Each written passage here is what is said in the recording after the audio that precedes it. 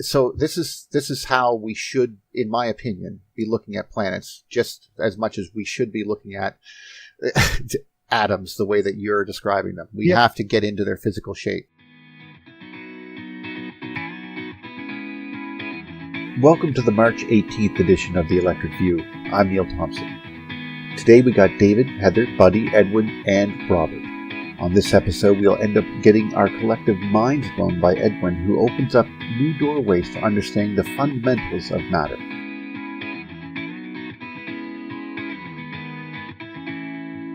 You know, because we're in the theory. You know, we're just trying to do my lesson in my own work here is allow me to just a very small example there. Please. Carbon is the shape of an icosahedron with 12 spheres.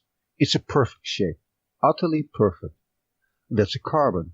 But any element beyond that, whatever I did, in the end I broke that shape.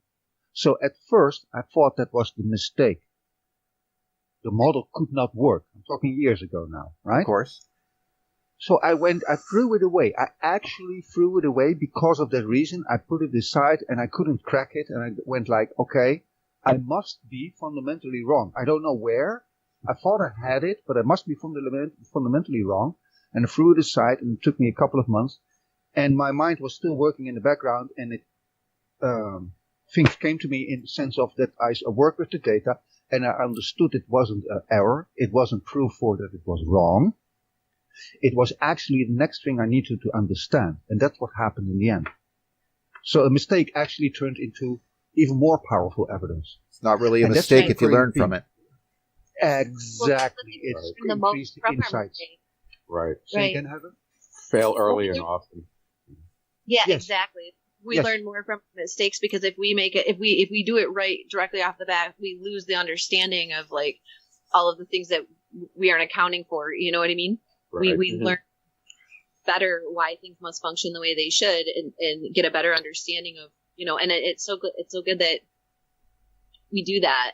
And even if one, so this was a good example where I thought it was a mistake, turning into something critical understanding actually, right? Very critical understanding.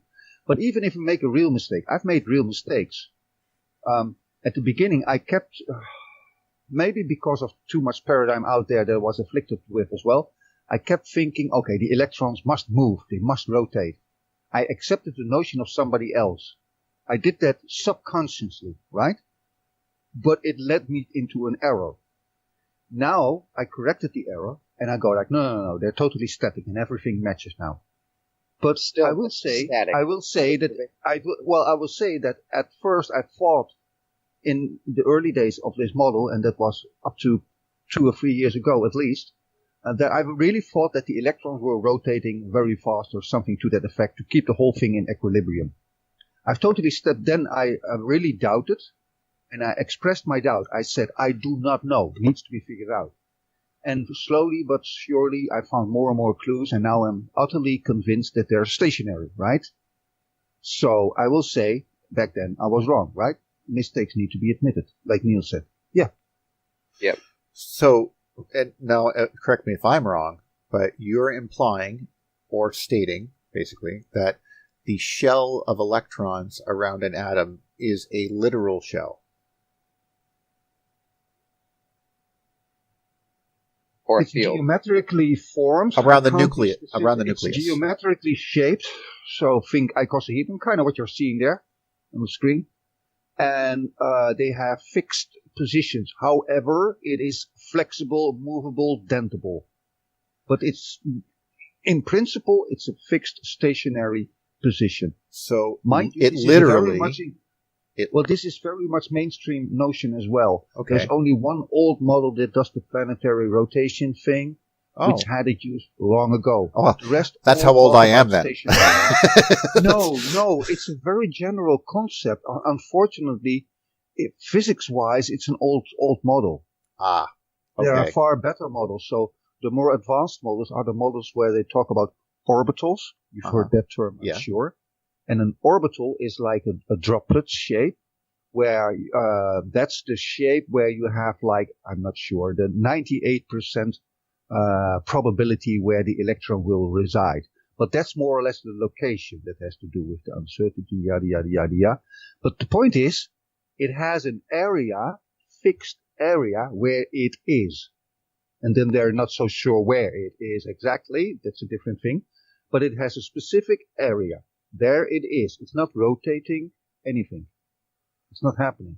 In relation to the nucleus, for example. Like a dipole on the nucleus? It's not what's in relation to? It's fixed in relation to what? Fixed in relation to the nucleus. So is the nucleus? It's like a geostationary. Because the nucleus the nucleus has an orientation. Absolutely, that's the magnetic moment, spin. You've just blew my mind, because now, because of your model, I just began to realize that the shape of the nucleus will determine the location where these charges are outside of it, which in actuality is exactly how you would determine the location of the ionosphere around the Earth if the Earth was not round. Like, for example, a comet going through space, the shape of that comet determines the shape of the coma around it, because certain places will be higher up or further away from the center, and they will be excavated more, and more material will come off and glow and so forth. So if this is the case, then the shape of the atom itself will determine where this charge is located. But that's just that's literally just Maxwell's equations. That's just Coulomb's law. That's inverse literally square law. Well, of course, but it's his Coulomb's. diagram even shows that. There's a little bit more going on, but in principle, yes. Yeah. Obviously, I could not compare to you understanding it. I'm sorry, I'm alluding to very fundamental physics here. Never mind. Yes, okay. You're right. Okay. Well, I was just saying. Go ahead, Robert. Said that. Continue. Well, I was just thinking, because it shows on your atom builder, it even shows where some of the reactivity actually is still occurring. Absolutely. Yep. I think that's what's kind of feeding what in the actually, that's where there is a gap in that shield, mind you. So for your minds, those that are here now, the nucleus, I'm sure everybody's seen an atom now. You have the nucleus, right? Far away from it, you have geostationary satellites, the electrons placed in a specific spot, right? And they may go up a little bit, down a little bit, left a little bit, but that's the spot, right? They should. Yes, it should.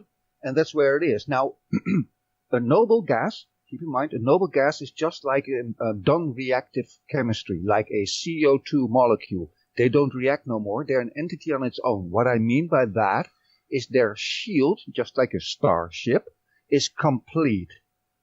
Now, if the left side is not complete on a starship, you have a hole there in your shield. Yes. That hole allows another electron shield from another ship, planet, atom, to connect to it. To connect to your positive hole. Male, female. And you do the reverse with your shield, you connect to its positive part of the hull. Now, that's a chemical bond. Got it? Yeah. Now, when that chemical bonding happens, it happens because that positive hole in the shield is there. Right? Right. That's the reason. So when there are no more holes, it's done reacting. Or when an element reaches the noble gaseous state, then the element on itself is monoatomic, because on its own doesn't need a chemical bond to complete its shield. It has a complete shield. Therefore, it's non-reactive. And then if an atom like a CO2 is done reacting like in the CO2 state, now due to sharing this shield with each other, but all their shields are complete. Hence, it's no more reactive. Hence, CO2 is just like a noble gas. And it reacts and mimics and behaves like a noble gas. The CO2 does. Right? Right.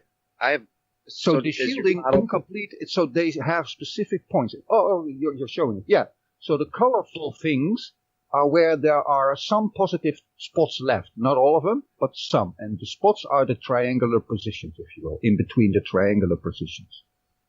So the red, the yellow, the blue, and the orange, those four are where the charge is. So imagine. But we're looking at nucleuses, though. Well, that's where the orbital is sticking out in the droplet form, right? Right.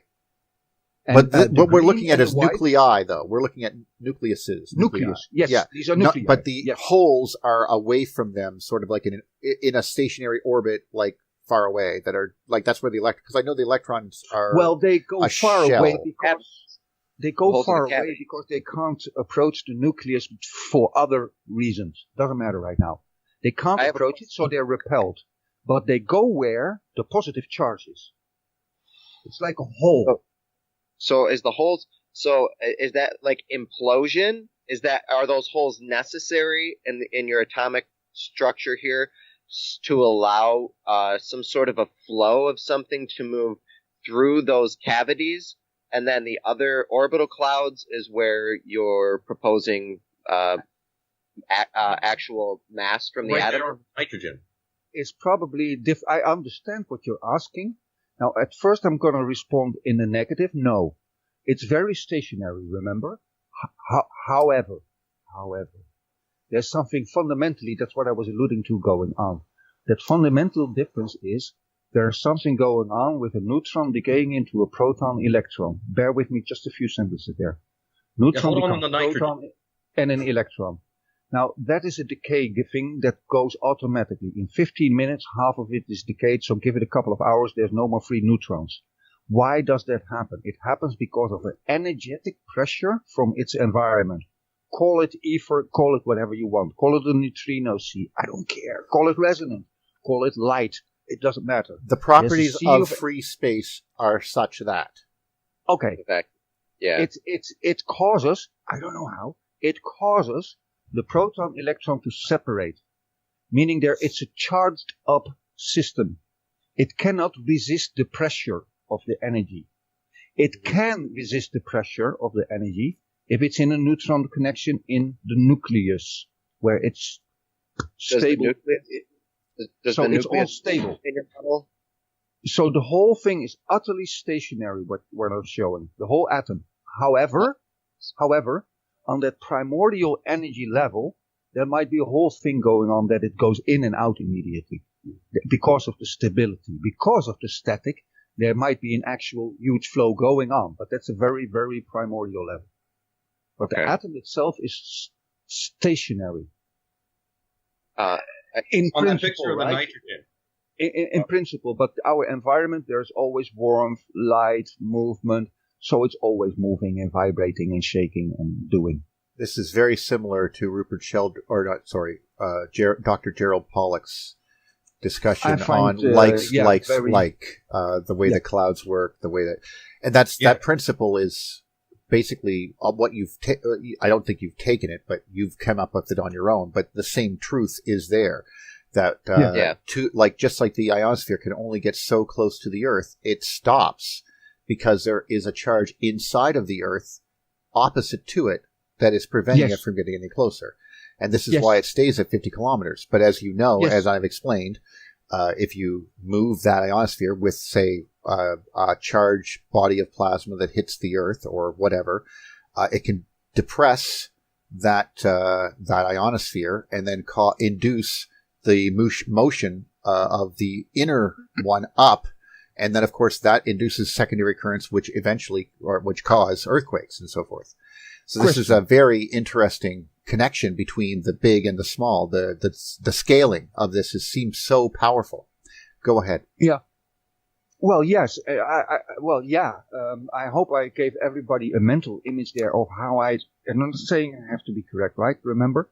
But how this atom model looks at the atom, at the elements. And I don't want to say you blow my mind, but you blew my mind. It doesn't violate any science, right? That's the beauty of it. It actually explains things in a very simple, logical way. I like the nitrogen one because it actually, from what I understand of it, it actually shows where the reactivities can still occur. And that was trying to help with what Buddy was talking about. Yes. We are working on far better ways of showing in the model what I just talked about. I cannot show you yet. Those things will come. It requires a lot of coding time, etc. Development. This is very new, right? So we have to it's still there. You can still see it. It's just it gives you the idea of what you're talking about. I mean, you've repainted my entire vision of valence shells and everything. Like the Bohr model, everything that I took in electrical engineering just recently. Like I went back and they teach you straight from electrical engineering the basics, like what is charge, how do you move it across atoms, and that's where you start your studies. You know, like I understand. I did this before, but still. No, thank you, Neil, because I could not understand. I'm chemically trained, right? Mm-hmm. In chemistry. Right. Physics people understand it too. And I couldn't understand, I couldn't understand why I met so many people that really thought the orbital model, like planets. And they tell me, and you told me, yeah, but that's what they taught me. And I go like, no, that's the old model. And now I understand. They teach it in the electric engineering environments. Yes. Wrongly. Well, because no one's changed their point of view, because I didn't go talk next door to the chemist with a friggin' shell. No, we understand that part, but it just hit me. It just hit me that they actually teach it wrong on an EE university, and the chemist get a different point of view. Particularly semiconductors, by the way. Well, I had to know this because, for example, doping. If I want to make a diode, I have a bunch of silicon that's laid out because silicon has a particular, reactivity, valence shells or whatever. I don't really know off the top of my head, but you would take germanium and put a few molecule layer of germanium in there, and that would, because of the fact that they have a different valence, you put so many per million into the silicon. Then when you are done, there is now a positive charge inside of those molecules that is inhibiting forward motion. So basically, you can't go that way. You can only electricity can only flow that way, and this is why I needed to know it. But it has a direction. It has a magnetic moment of itself, a vector, if you will. I'm pretty sure that anyone and the end doping. I would say that pretty much anyone who takes any sort of science other than chemistry would be learning it my way. I would think of the Bohr model with shells, and the Z shell and so forth, and then all of that stuff, which was what I learned in high school. Really, it was never changed since the '60s. I'm sure. Not that I was in high school then, but I'm sure the books were from that vintage. Right. So and of course that becomes the basis of what we're doing. Like they go, well, this is what you see, and they just basically tack it on, and then because they really want to teach me electrical engineering, they want to teach me charge flow. That's why they give the most easy concept to understand. It's like a solar system, and everybody goes like, "Oh, okay, I understand like that." Next, yeah. But it's wrong. No, because now I really have a much cleaner grasp of what holes are. Like when they say there's holes in the shell? No. In the shield? Well, yeah, the holes in the shield though are really where these charges move along. Like I can push an electron through those because it moves from shell to shell to shell to shell to shell to shell, and keeps on going down the way, and that's how I make a DC current. If I move them back and forth and just jump from a few shells over and then a few shells back and a few shells over, that's alternating current. Can you select for me, please, on the list, silicon? Number 14, probably. 14. This is why it's a semiconductor. This is silicon. Silicon has a carbon there. It's a carbon, that's the blue. It's just like a carbon. There is a carbon. With that white and green on it, that's a neutralized part, meaning the shield is totally intact there. So the blue has 4 connection points. It has 8 positive spots left. Now, if David would be so kind and select... Oh, shit, you haven't logged in, I think. Go a little bit lower on the selection bar of the elements, please, on the right side. No, but okay. Can you show copper for me? Bottom. Copper is an incredibly good conductor. At the bottom. Okay. Zoom out a little bit. Let me get up here. How does it resist magnetism so much? Well, it only resists magnetism when moving. So on the other side there, you see these little lines there, the green lines. Can you go there on the right side? Yep. So that's where the reactivity still is. But as you can see, it's lacking the green things. So it wants to complete it. Normally, those are the non-metals. Copper is shaped like a non-metal. Actually, what you're seeing there is an oxygen ending. Just like an oxygen, with the rest is neutral again. So copper is like oxygen. Oxygen is extremely reactive, and copper generally reacts, I guess. Yeah, it tarnishes. Yes. The nucleus has way more neutrons than protons, classically speaking. So the nucleus is already very negative in comparison to oxygen. Oxygen would like to complete the shape, just like here, but these are your holes, if you will, Neil, where an extra electron can be positioned. And this can have, what, 4 of them? In this case, well, 2 pairs, so it would be, let me think now, that would be 4 positive spots where they could, so you probably have, this is out of the top of my mind now, probably have 4 spots in the shielding, 4 small spots. Well, at least you have empty spots, right? They can zoom Yeah, through well, it. they have to zoom through it. That's what I mean. And you want to do it without creating heat. Right. Because obviously and more efficient. Has both. So this is the opposite of the colorful nucleates that you saw. Those are sticking out. They are the metals normally. Mind you, this is a noble metal. You can have both. And so this one lacks those green spots, and the other ones have extra, so they become the colorful things. But germanium is a mixture of the two. It has a positive, an ending sticking out, like a normal metal, and a hole, a gap, like here with copper. Now I can tell you that silver and mercury, which is called quicksilver, right? So silver and quicksilver and copper have the same ending, just like oxygen. Only the negative reverses to the positive. Now don't wind up about the negative and the positive, because I'm going to tell you that's a little bit cheating there, because chlorine is -1, oxygen is -2. But if I do my best, I can make compounds where they count as a +7 or a +6. It's just 8 minus. So don't take this -+2 seriously. It just means the electron is closer to that element than the other element. That one wants to release it, and that one wants to absorb it. The ones that wants to absorb an electron are the ones that I just showed you with the copper. Those that want to expel it are the metals. Oh my God. So they expel one extra electron. I just realized what an exothermic and endothermic reaction is suddenly. Because you're talking about ejecting, like basically you're melding 2 compounds together and they can share electrons, and now I don't need that extra electron, so poof, it has to go somewhere and generates heat. Like, yeah, well, it has to do with dense packing again. It's more or less EMC squared, but on a larger level, Neil. Oh, Jesus Christ!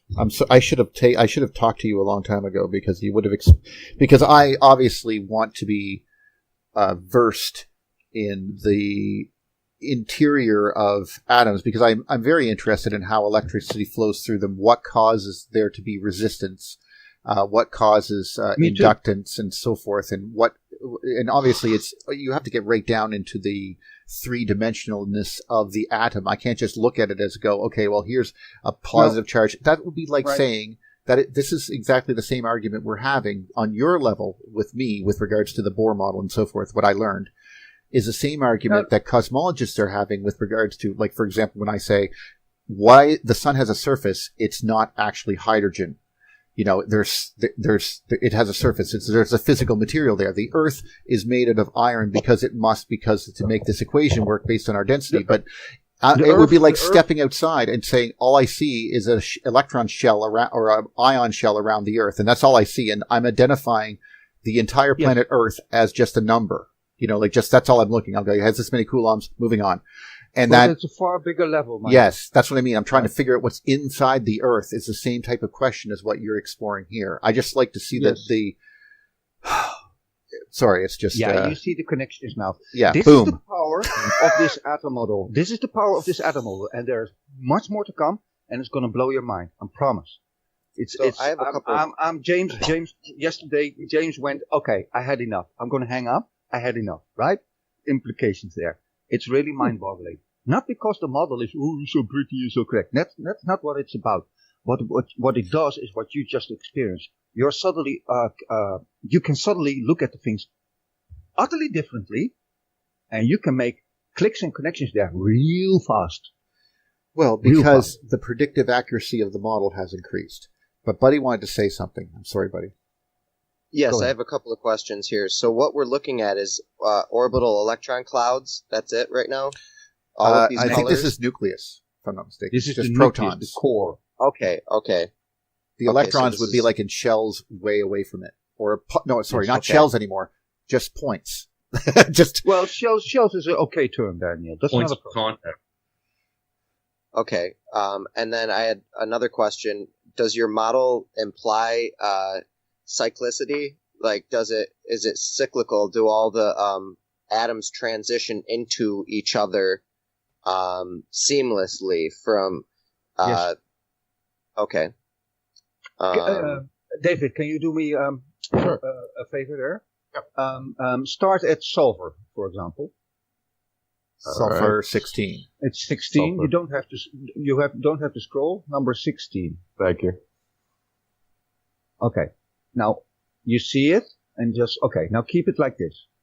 Zoom out just a little bit out. Zoom. Okay. And then hit chlorine, and just keep clicking the next one, and the next one, and the next one. Argon? That was a big shift, but From chlorine. Okay, I'm going. I just went back. Yeah. Now it adds one. Then you go to argon. So carbon's the center, right? The carbon's the white one? The white is sort of the center where it started. So keep clicking the next element, David. What's the white, though? The white is where it started. That was the first part. It's just I know, white. but what element is it? Are they elements that are added to it? No, these are... What you're seeing here is he's walking through the element list, through the periodic table. You see it growing. So each next element is a little bit bigger grown structure. And the same underlying structure is there. Sometimes there are a little bit shifts. Those are rebalancing things going on. I can explain those, but that's too detailed now. Dude. But if you keep clicking and you will see it growing. I think it locked. I have to. Okay. Oh, yeah. Edwin. You need to read it. Okay. This is, I need to express this because now my mind has just doubly blown. Did you just explain nuclear reactions? Because if you just have positive and negative charges, just for a base as everything, and you start discharging them towards each other, the right-hand rule and, of course, the pinch effect will start dragging protons, so protons are stuck together. And this is actually where we get different elements as time goes on because of these electric discharges that are making these things stick together. Because you normally can't do this. You're changing nuclei. We can do chemical reactions easily enough because you're playing with the shells. Electricity. I'll say two things.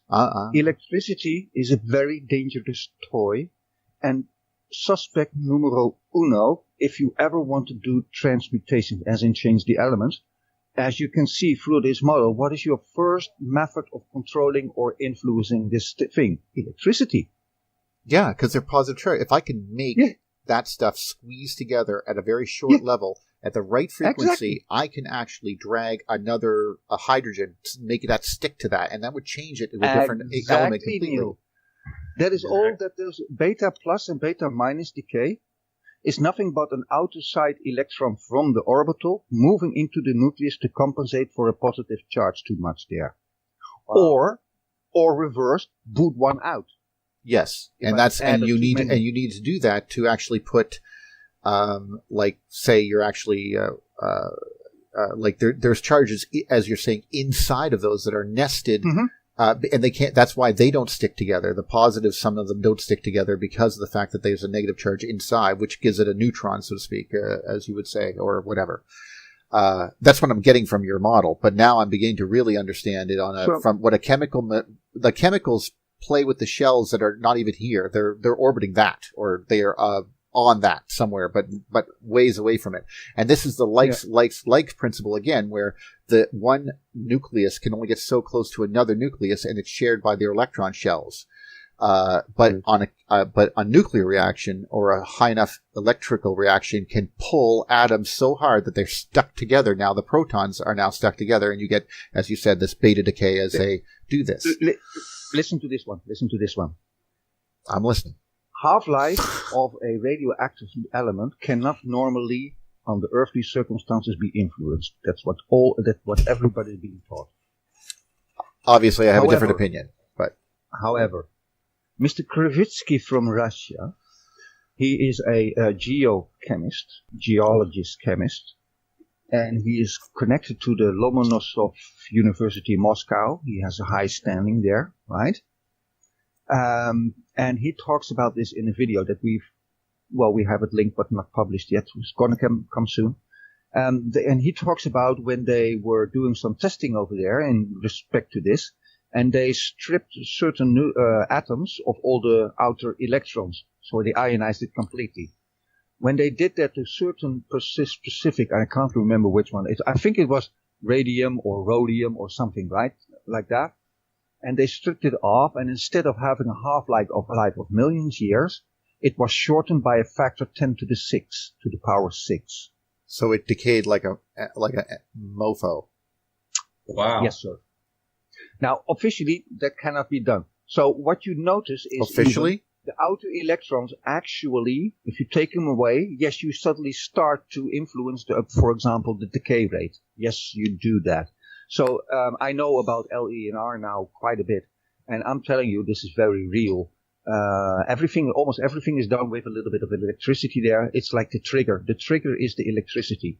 And then you need a whole bunch of specific circumstances, such as metals and hydrogens atoms or deuterium. Oh, if it was easy, we'd all be doing it. I understand. Yeah, right, it's right. Definitely. I'm happy that where we're at. So, but electricity makes it kick. Is that supposed to be beryllium right there? This is boron. Boron. Beryllium is just on top of it. Just above it. You're what you're saying. I like how you said. What he did was he ionized the element completely, and but to explain to you how you'd have to do what electrical apparatus would be able to do that, to create that much electrical force between two particles to ionize everything in the middle of it. Oh God! Like, you see what I mean? You're talking amps. Help me remind you that I sent you that video link. You're gonna love it because they talk about some monstrous way of doing that. And for the love of God, I can't really remember, but they went like, we saw amazing results, and I went like, yeah, I can imagine. Yeah, I imagine what you'd see. It's like, I mean, I have to find that link. I have to post it. Actually, everybody can see it. But it's just that was an understatement, because I mean, when you say I just completely ionized something, it's like, yeah, well, how it had all these electrons and you took them away. Well, what force would do that? A very brutal way. I really can't remember now, but when I was listening, I went like, whoa.